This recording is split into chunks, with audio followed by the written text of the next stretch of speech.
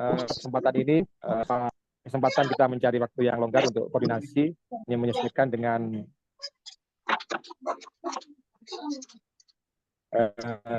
waktu yang sehingga kita bisa melakukan koordinasi dalam rangka pengajuan penelitian, penelitian untuk kolaboratif untuk tahun 2025. Sebagai sebuah pengantar sekaligus mungkin laporan, alhamdulillah kemarin kami, saya dan Prof. Roybin sudah berkoordinasi dengan mempertimbangkan beberapa tema yang bisa kita ambil ketika kita melakukan penelitian. Ada opsi untuk lokasi. Pertama, kita mau mengambil opsi untuk berkolaborasi dengan UGM. Karena di UGM, sebagaimana syarat yang tertera di Litap Dimas itu harus ada kampus atau lembaga di negara tujuan yang sudah melakukan MOU dengan pihak peneliti atau WIN. Jadi UGM sudah ada plus kolaboratornya sudah siap. Tinggal kita menghubungi, insya Allah beliau-beliau berkenan dan dengan sangat gembira bisa menerima kita. Lalu opsi yang kedua, ini dalam beberapa hari ini kita juga mengupayakan melakukan MOU dengan sebuah lembaga di Turki. Ini sedang kami dan Pak Abdul Aziz sedang menyusun draft MOU-nya di sebuah lembaga dibantu oleh teman-teman alumni Turki. Ini sebuah lembaga pendidikan ya, tapi lebih dominan di Sufi. Tapi di sana ada madrasah-madrasah di dalamnya. Jadi madrasah Auladir Rasul. Dan juga pula kita menghubungi dua kolaborator yang siap di Istanbul dari Universitas Sultan Mehmet kalau nggak salah ya, Sultan Muhammad Mehmet ya, di Istanbul juga, Prof. Kalau tidak salah namanya Prof.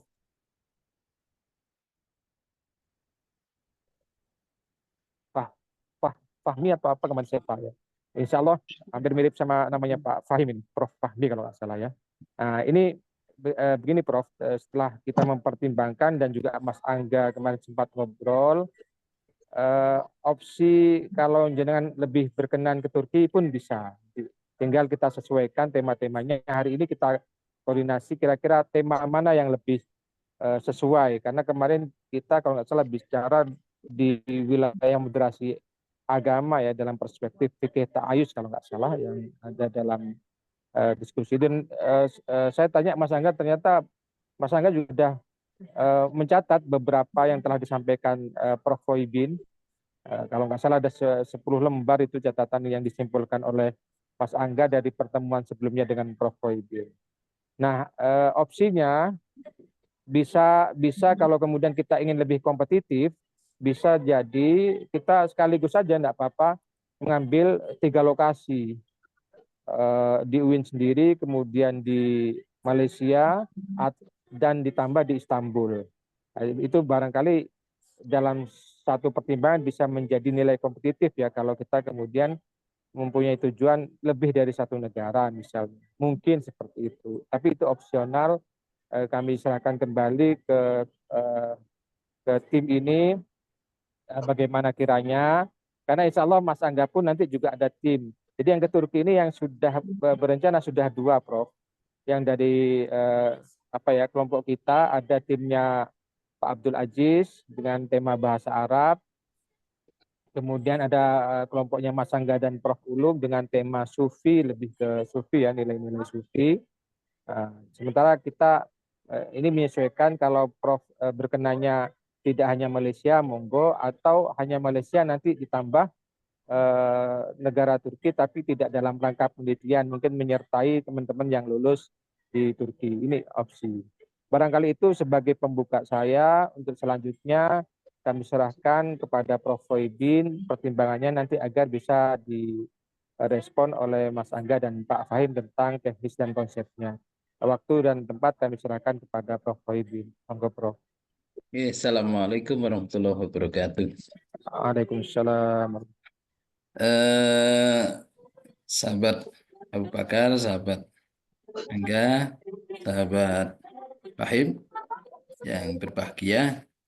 Eh, Dalam konteks kelembagaan mungkin saya kemarin mikir kalau memang ke Malaysia memang sudah relatif sudah banyak ya, Mas Abu. Secara kelembagaan mungkin butuh adanya varian sasaran riset kita agar secara kuantitatif mungkin beberapa lembaga yang kita jangkau juga bertambah, bukan hanya di Malaysia. Mungkin kajian-kajian tentang fikih ta'ayus bisa ditulis secara apa ya, secara natural tanpa harus riset. Nanti kita bisa berkolaborasi, tapi endingnya sebenarnya persoalan substantif tentang fikih ta'ayus saya cukup sudah mengantongi informasi itu. Kalau toh ditulis itu dalam bentuk jurnal mungkin lepas dari riset itu. Tapi untuk sasaran riset ini kelihatannya penting, Mas Angga, Mas Fahim, untuk memperluas sayap relasi, sayap jaringan, baik secara keilmuan maupun secara institusional ya, agar relasi kita agak lebih banyak, mungkin termasuk basis-basis kajian di Turki menyangkut tentang persoalan sufi ini memang menarik, menarik sekali. Mungkin yang perlu digali itu apa ya, ajaran Tariqah Tijani itu kira-kira dalam konteks modernitas dan dalam konteks kontemporer ini bisa melahirkan perilaku seperti apa. Nah, setidaknya itu ya. Jadi perilaku-perilaku yang dibangun oleh Tariqah ini sebenarnya perilaku yang kontestasi atau kontraproduktif terhadap perkembangan modernitas. Ini penting dilihat. Sehingga ajaran tasawuf itu sesungguhnya nanti kita bisa menarasikan dan mengurai ya, bahwa ajaran tasawuf itu sebenarnya adalah tidak lapuk zaman kalau memang itu bisa merespon isu-isu modernitas dan isu-isu kontemporer. Tetapi nanti mungkin dilihat dilihat bagaimana Tariqah Tijaniyah itu kira-kira dalam konteks kemodernan di Turki itu seperti apa. Nah, saya ingin melihat tentang konstruksi sosialnya ya, Mas Abu Bakar. Sebenarnya pertanyaan konstruksi sosial Tariqah Tijaniyah di tengah dinamika kemodernan ini, itu konstruksi sosial itu bertanya tentang tiga hal. Satu, unsur-unsur eksternal yang mempengaruhi masyarakat Muslim Turki selalu tertarik dan beradaptasi terhadap Tariqah Tijaniyah itu apa? Unsur-unsur eksternal apa saja yang mempengaruhi masyarakat Muslim Turki tertarik pada Tariqah Tijaniyah. Jadi kita nanti mungkin melihat unsur-unsur eksternalnya itu apa saja kira-kira. Yang kedua, kita melihat ini yang disebut konstruksi sosial yang pertama tadi dengan pertanyaan eksternalisasi. Jadi momen adaptasi masyarakat Muslim Turki terhadap Tariqah Tijaniyah itu karena apa? Apakah karena memang ada landasan normatif teologis yang mengarahkan masyarakat Turki Muslim itu tertarik pada Tariqah ini?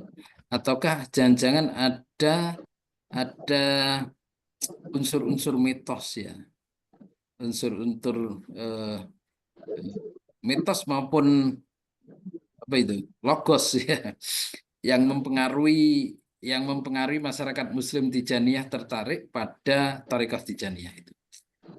Yang kedua itu momen objektivasi. Objektivasi itu nanti kita melihat tentang kenapa sih interaksi masyarakat Muslim Turki itu begitu kuat terhadap Tariqah Tijaniyah. Kita melihat momen interaksinya. Yang pertama momen eksternalisasi, Yang kedua momen objektivasi, dan yang ketiga adalah momen internalisasi. Momen internalisasi itu momen identifikasi diri. Jadi kita nanti membuat tipologi masyarakat Turki di mungkin yang kata Mas Abu Bakar kemarin di wilayah mana itu kita nanti difokuskan di situ. Jadi masyarakat Turki itu kaitannya dengan Thariqah Tijaniyah itu kira-kira teridentifikasi atau tertipologikan menjadi berapa tipologi respon mereka itu menyangkut tentang Thariqah itu. Sehingga ada 3 pertanyaan itu eksternalisasinya, sebab faktor-faktor unsur-unsur eksternal yang membuat masyarakat Turki tertarik pada Thariqah Tijaniyah itu nanti mesti harus diriset.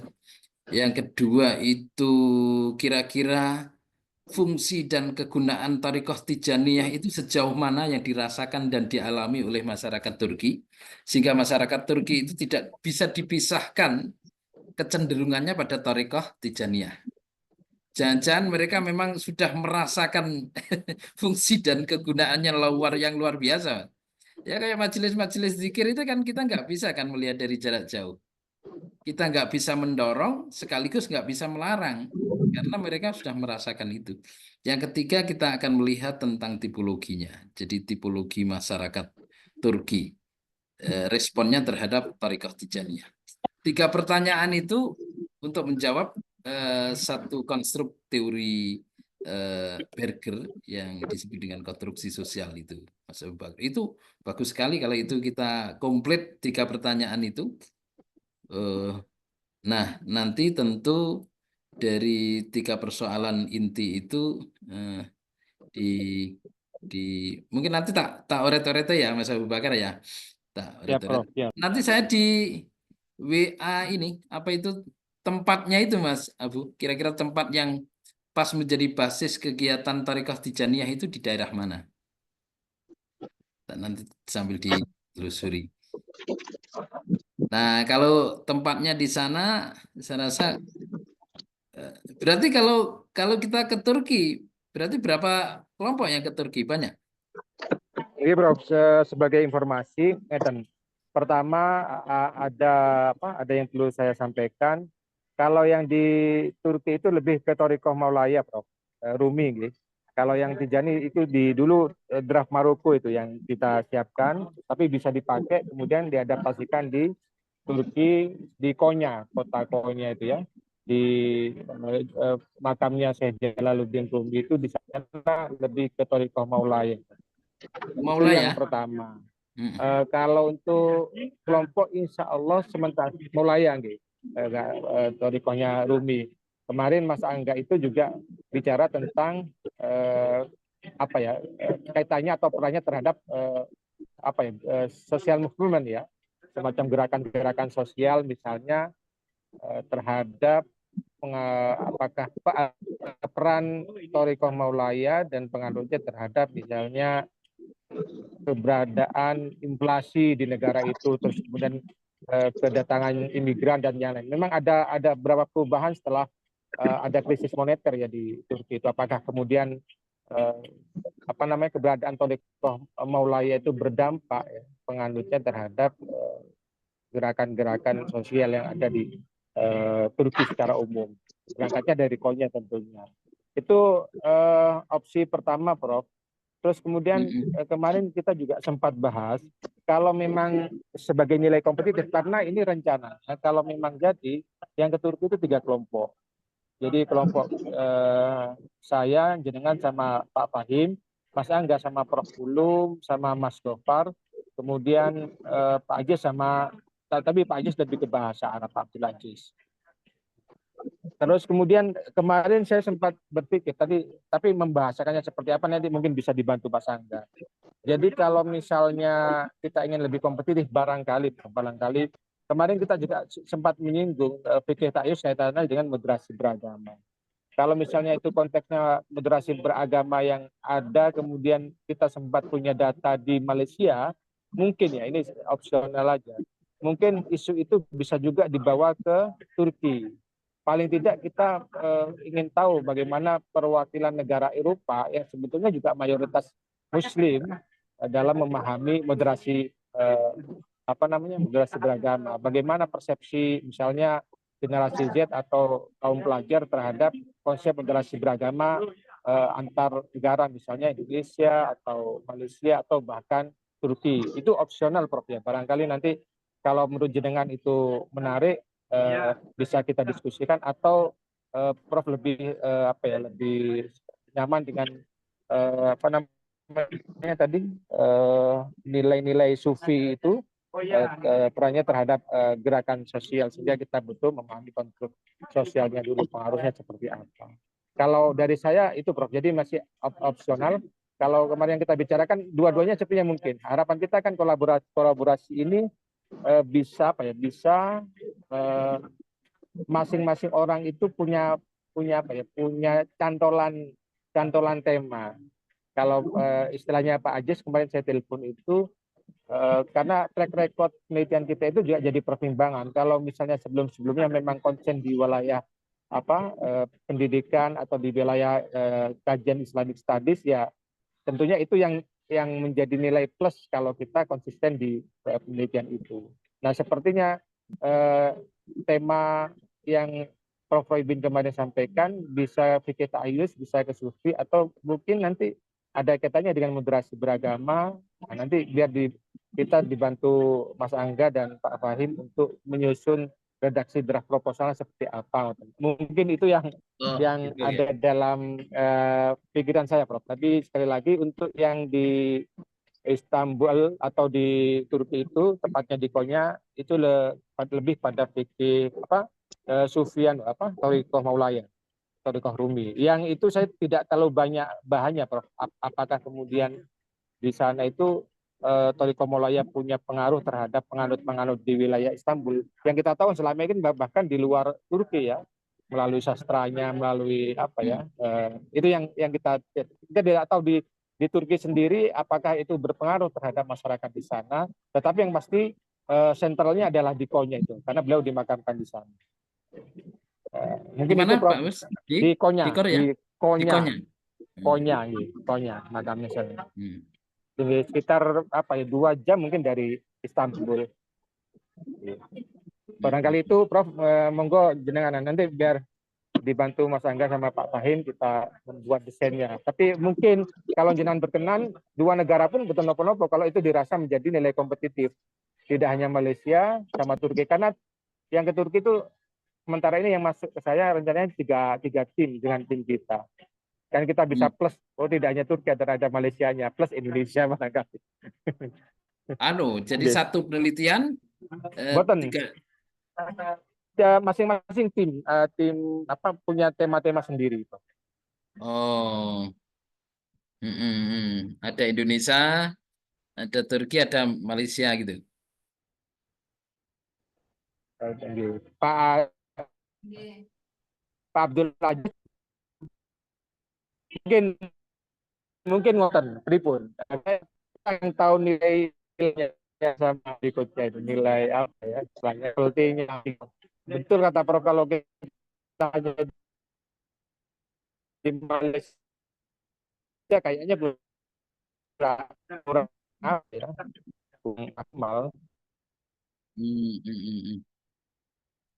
Suaranya agak putus-putus.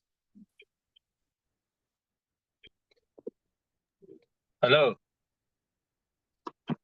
dengaran ya suaranya? Ya, dengar Mas Eka.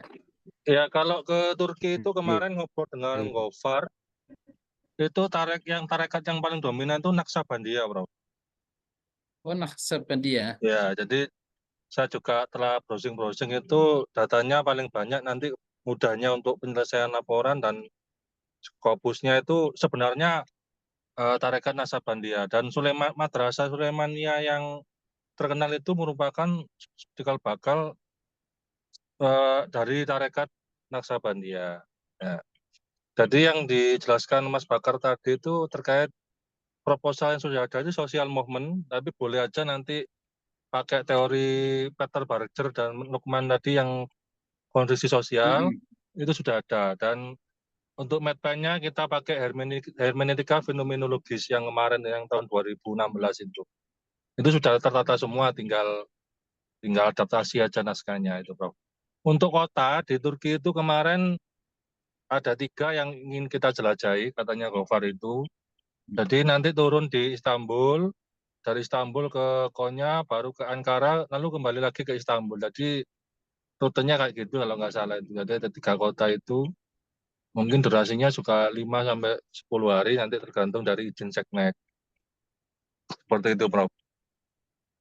Jadi untuk tarekat, ya kita kalau tema itu menyesuaikan outcome-nya, menyesuaikan jurnal Scopus-nya ya. Karena ini terkait dengan tagihan, maka nanti mungkin sosiologi of religion ya, tema-tema seperti itu. Tadi sudah disinggung sosiologi agama juga bagus.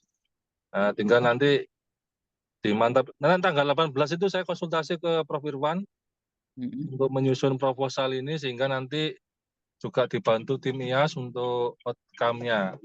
Kami juga sudah mengajak editor Scopus dari Alikam untuk memastikan bahwa kita nanti ada satu tempat. Jadi nanti ada tim juga dari editor Scopus yang ikut. Nah, sehingga kita dikawal dari awal itu, sehingga sampai ke Scopusnya sudah ada tempat gitu, Prof. Itu dari Prof. Eri IAIN Madura. Nah, itu kan pengelola jurnal Scopus Alikam. Nanti Alihkam ya. ya, jaringannya nanti kan bisa dimanfaatkan ya, nanti Prof. Eri nanti kita jadikan narasumber atau sebagai juga konsultan, sama juga dengan Bu Kodaria. Seperti itu, Prof. Perkembangan awalnya. Oke, jadi gimana Mas Abu?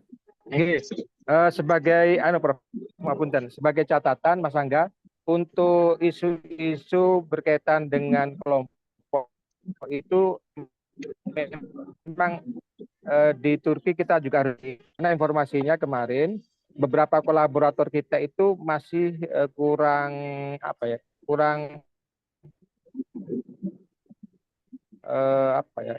ketika friksinya sama seperti di Indonesia antara NU Muhammadiyah barangkali. Nah, Sulaimaniyah itu dianggap kelompok yang kurang compare dengan kelompok-kelompok di Turki sendiri, dan kolaborator kita yang di Sultan Fatih itu memang tidak klik dengan Sulaimaniyah kan. Jadi kalau misalnya nanti kita membuat isu atau konten tentang Torikoh, lebih baik langsung ke Torikoh Naqsbandiyahnya tanpa kemudian melibatkan nama Sulaimaniyah, karena itu agak seperti itu. Tadi ini informasi dari Pak Gofar yang kuliah di sana. Jadi lebih baik kalau kita memang mau ke Torikoh Naqsbandiyah, kebetulan yang MOU itu memang lembaga Naqsbandi yang dia punya madrasah tahfidz, dia punya madrasah madrasah pengembangan bahasa itu di daerah Istanbul dan banyak cabang-cabangnya. Itu kalau kita mau ke materi-materi atau tema-tema sufi. Nah, kalau misalnya mau nambah seperti saya sampaikan, monggo, nanti bisa dicantolkan sufi dan moderasi beragama. Jadi masih memungkinkan tema-tema itu. Mungkin itu yang bisa saya sampaikan, Prof. Kalau ingin menguatkan kajian kita di Malaysia, Mas Angga, mungkin kita berusaha untuk mengintegrasikan antara konsep-konsep moderasi dengan sufi ya. Itu mungkin bagus juga. Nah, kemarin kan moderasi dan sufi di Malaysia, kalau sekarang mungkin misalkan moderasi dan sufi ini Tariqah Naqsabandiyah di Turki malah mungkin bagus juga. Jadi bagaimana perilaku sufi terhadap praktek moderasi itu kaitannya, responnya seperti apa? Nanti banyak hal yang memang menarik untuk diteliti. Ya, bisa, Prof. Itu Ya. pintu awal aja, nanti kita kembangkan ke cabang-cabang ilmu yang lain. Bisa. Oke. Ngono ya Mas Abu ya. Siap, Prof. Siap, nggih.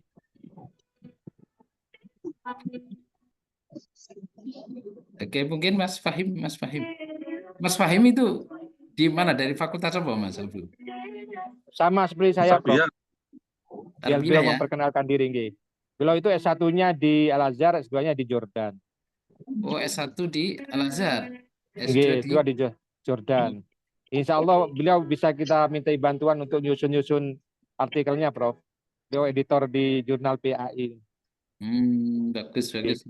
Oke. Monggo Pak Fahim. Wim, kenalan Wim.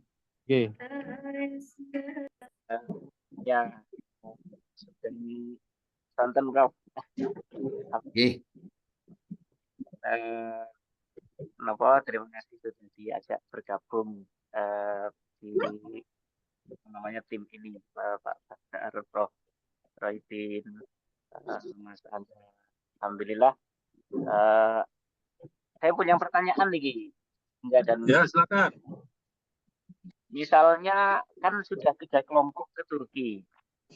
Nah, itu dari apa namanya? Sudah 3 kelompok ke Turki. Nah, itu nanti secara apa ya? Di LP2M mempertimbangkan sebaran negara enggak nih? Untuk diterima sebagai apa namanya?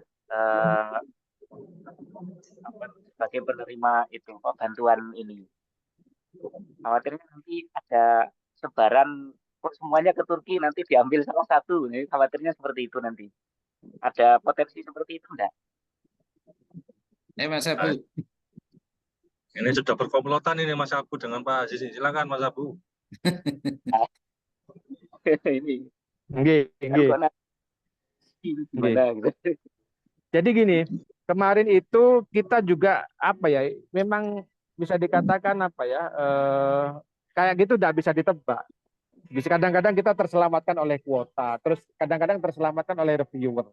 Jadi pertimbangan lokasi itu sepertinya semakin jauh biasanya lebih menarik. Terus kedua, kemarin kata Pak Aziz itu lebih mempertimbangkan tentang konten dengan kepakaran kita, konsistensi dalam pengajuan itu.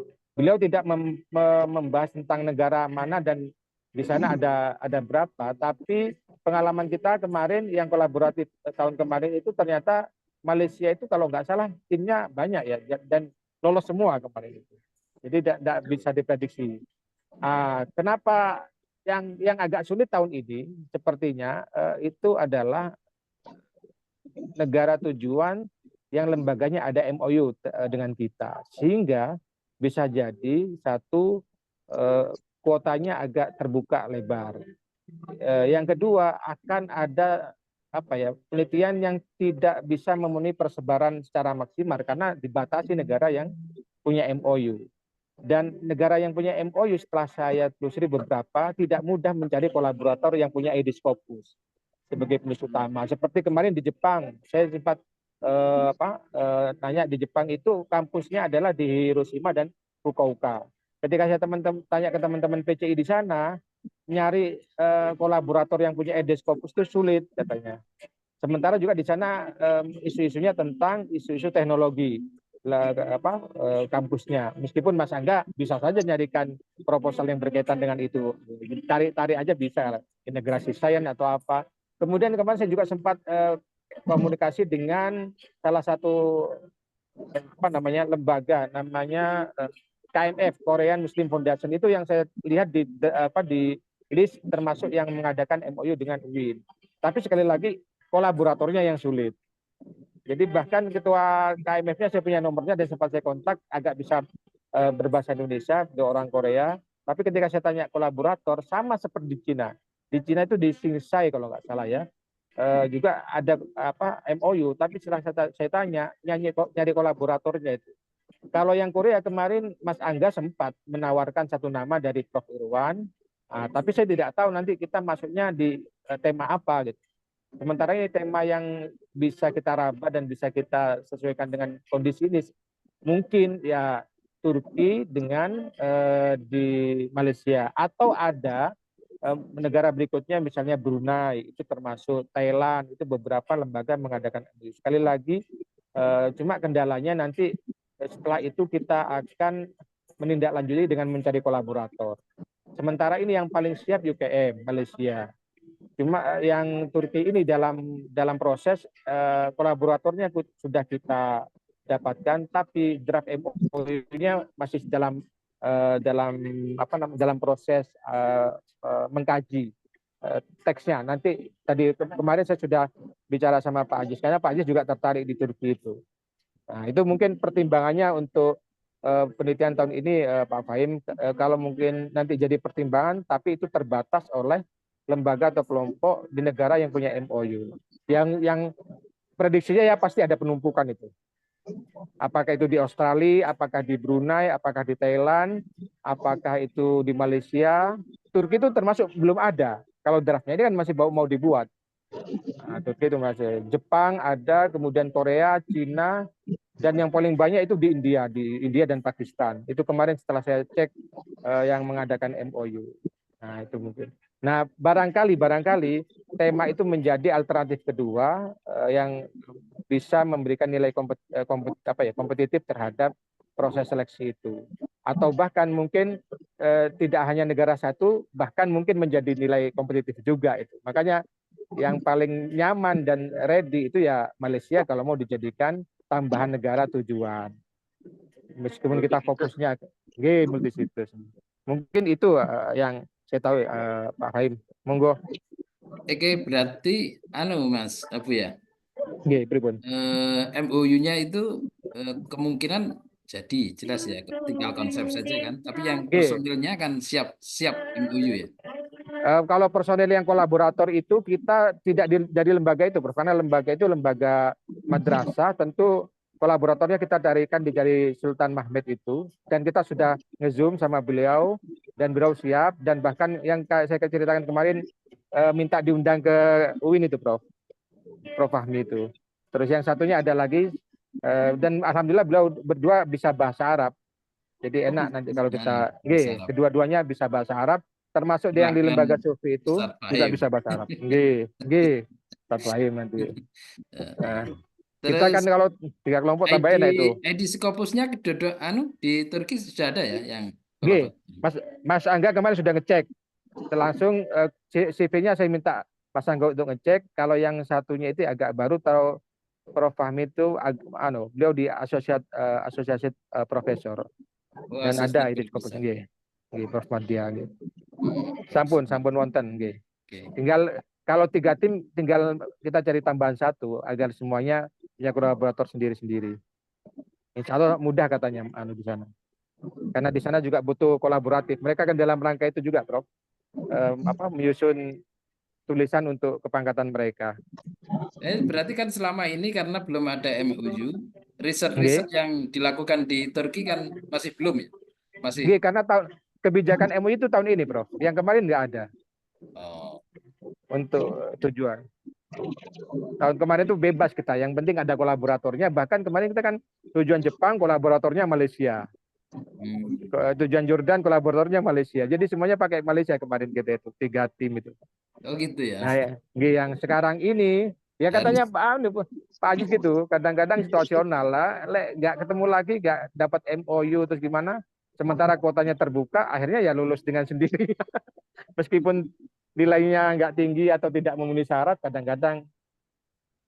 Karena ini saya rasa mungkin kendalanya asal lolos administrasi, mungkin insya Allah mungkin ya potensi lulusnya itu lebih banyak. Kendalanya kan selama ini di administrasi. Kalau dianggap kolaboratornya tidak sah atau tidak punya MOU, mungkin gugur di administrasi.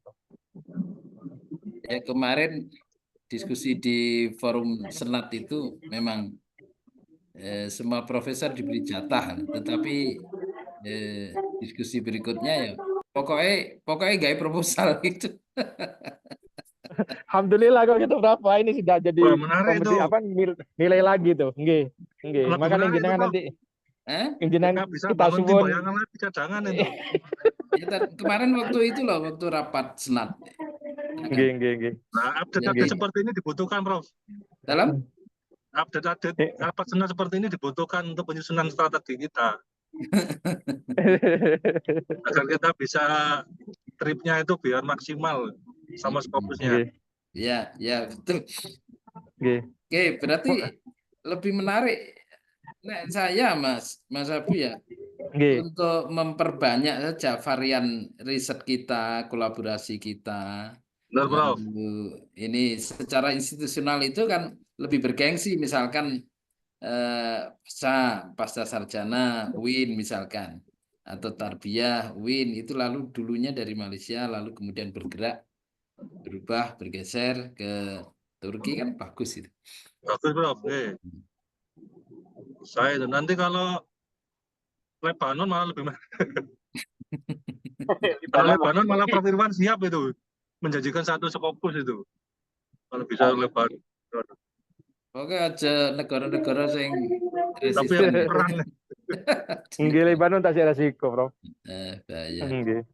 Ada Gak MOU-nya di lembaga Libanon, tapi resikonya itu. resiko resiko ya. Nggih, Pak Fahim lebih tahu Soalnya itu. kan, kalau Skopus Palestina itu menarik itu kan. Kan jarang itu yang nulis konflik Palestina langsung.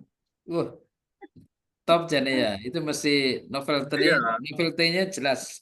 Jelas itu anunya intinya tinggi itu, Bro. Tapi sulit dibedakan antara peneliti dan mujahid nanti, Prof. Nanti peneliti tapi hasil kajiannya nih nanti agamawan gitu. Merangkap milisi. Merangkap. Ngoten Pak Fahim, gimana menurut Pak Fahim? Itu pertimbangan yang saya dapat Pak Fahim. Kalau seperti itu. Atau ya kalau tadi multi situs bisa menarik itu, karena nanti kan kalau kolaboratornya dari Malaysia kan sudah ada, artinya sudah pasti. Nah, kalau misalnya ditambah dengan Turki, Satu tempat aja tuh biar nggak bengkak biaya penelitiannya. Nanti ketika sudah disetujui baru kita sesuaikan dengan situasi. Selain ini berkaitan dengan RAB harus efisien. Selain itu, multi situs itu kadang-kadang kalau enggak kuat sekali datanya, analisisnya nanti terlalu bias ya. Iya, terlalu bias. Satu lokus saja tetapi mendalam. Itu apalagi nanti kegiatan di fakultas juga padat nanti. Kalau kita tinggal terus ya gak enak juga sama pimpinan di pasca atau di fakultas kan begitu. Di situ. Oke. Siap. Ini Mas Angga itu ndi gitu, tak delok nyopir terus sih mau kemana? Ini di Jombang, Prof. Mau ke Jombang nyebut istri. Oh, hati-hati ya wis. Wis ngono Mas Abu. Kira-kira temanya yang mana Prof yang kita pilih? Nanti biar sama Mas Angga sama Pak Fahim kita Pak susun. Kalau kemarin kan praktek moderasi beragama di kalangan sufi ya. Nanti saja Mas Angga, empiris saja Mas Angga. Ya. Lebih enak. Nanti saya share beberapa tema, mungkin nanti bisa dipertajam, masih ada waktu untuk pentajaman isu sehingga lebih maksimal. Nanti Mas Bakar bisa membuat grup, nanti saya share bahan-bahannya untuk kajian sehingga nanti ketika presentasi maupun ketika di lapangan sudah siap lebih baik gitu. Tapi ide besarnya praktek moderasi beragama dan apa itu di kalangan masyarakat, di kalangan ini ya komunitas Thariqah Naksabandi ini malah bagus ya. Boleh di masyarakat sekuler juga boleh. Nah itu ya antara kontraskan sekalian dan komunitas masyarakat sekuler menarik itu. Menarik. Jadi artinya nanti moderasi beragama itu lebih nyata dilakukan oleh kelompok-kelompok sekulerisme atau kelompok-kelompok jadi moderasi beragama pada masyarakat konflik imigran ya begitu ya, imigran Eropa. Nah, sekalian aja dikontraskan. Yang penting nanti salah satu temanya itu tetap kan karena kita kolaboratornya orang Turki, tetap harus kita konsultasikan. Khawatirnya ada wilayah-wilayah sensitif. Kadang-kadang negara-negara non Asia itu kan juga agak seperti yang Mas Fahim tahu, kadang-kadang tidak terbuka untuk urusan-urusan isu-isu yang berkaitan dengan politik misalnya. Biasanya kayak gitu. Khawatirnya kolaborator kurang welcome gitu. Kolaborator dari Turki itu kapan ketemunya? Kami kemarin nge-zoom satu, yang satu cuma via WA kita minta kesediaan beliau langsung gitu aja Prof. Belum bahkan kemarin langsung respon apa yang harus saya lakukan, kemudian berkas-berkas apa yang saya harus tanda tangani. Saya sampaikan sementara ini kita minta izin ditulis di proposal kami sebagai salah satu tim. Nanti kalau sudah lulus seleksi baru nanti akan kita tindak lanjuti dengan berkirim surat lebih khusus gitu saya bilang. Sementara ini hanya permintaan izin untuk dicantumkan namanya gitu. Oke. Go Yang salam satu ke itu salam ke yang Pak satu itu Aziz. Prof. Insya Allah Prof. Nggih. Salam ke Pak Aziz. Kudu dilulusno. Salah satu kuncinya saya kemarin bisik-bisik terus Prof. Yang penting apa reviewernya ojo sing nilai-nilai sing seret-seret saya bilang gitu. Itu kan juga nilai Prof. Karena pengalaman kami itu kemarin kita ujian apa yang seleksi kemarin itu pas kebetulan reviewernya agak sulit nilai. Ya udah, padahal kalau dibandingkan dengan yang lain sebetulnya masih apa punya nilai kompetisi, tapi karena standar reviewernya tinggi, akhirnya nilai kita itu termasuk di bawah. Untung kuotanya masih banyak, jadi terselamatkan oleh kuota. Bener, memang reviewer itu subjektifnya tinggi dan tidak ada standar kan, ya, sehingga pilih reviewer yang humanis.